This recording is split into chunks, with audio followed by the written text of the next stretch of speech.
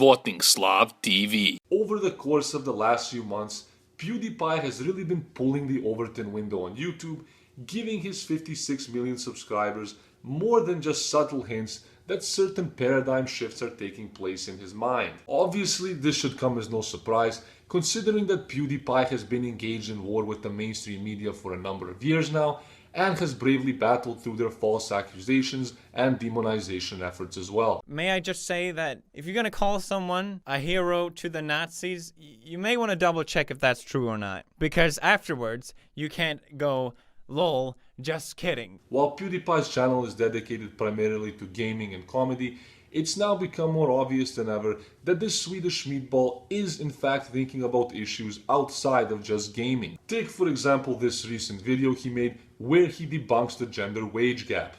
What they did with the gender gap is that they took all men and all women and did a median on it and said, oh, okay, women earn this amount less than men in general.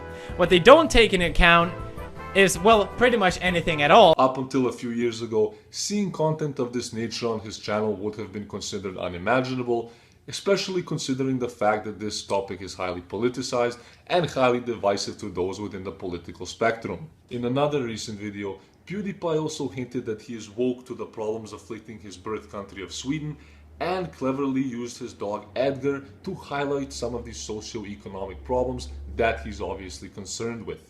A multi-ethnic, multicultural society. That's pretty cool. But why is the country, Felix, such a crime-ridden dystopia, enslaved by corporations? Wow, what a weird coincidence. Hey, you racist piece of shit! How dare you! God, I'm sorry about Edgar.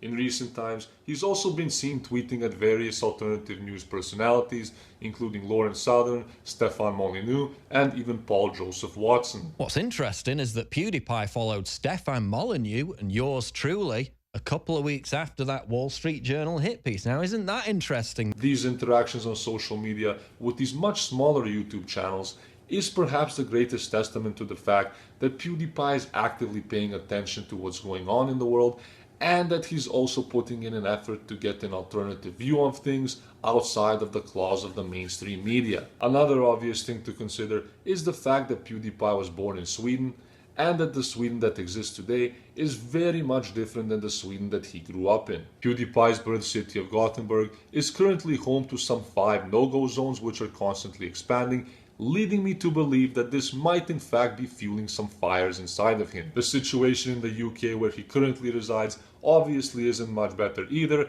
and the numerous terrorist attacks and chaos have probably been hitting quite close to home for him.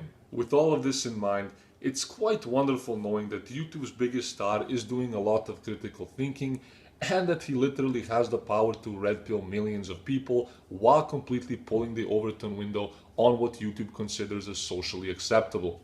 Besides this, PewDiePie is really pushing the boundaries of free speech on YouTube and is proving that even the biggest and most popular YouTube stars are in fact thinking about the things that many of us don't have the guts to say. If PewDiePie continues in this direction, there is no doubt in my mind that he will ultimately set off a chain reaction that will only encourage even more people in the YouTube community to truly express the beliefs that they are scared of putting forward at the moment. Old school media does not like internet personalities because they're scared of us. We have so much influence and such a large voice, and I don't think they understand it, and that's why they keep this approach to us. With YouTube's recent plague of mass censorship, it will be quite interesting to see just how far PewDiePie can get, and whether or not the claws of those at YouTube will dare to go after their biggest star as he continues to test them. I made a point that the media takes what I say out of context. They take that and put it out of context to use against me and to portray me as a Nazi. They used another video where I joke that the YouTube Heroes program is seen basically like a Nazi scheme, where I look at a Hitler speech, and they use that as proof that I'm a Nazi or anti-Semite. I'm not kidding. They used even me pointing my arm like this. Technically, they can use this as evidence as well.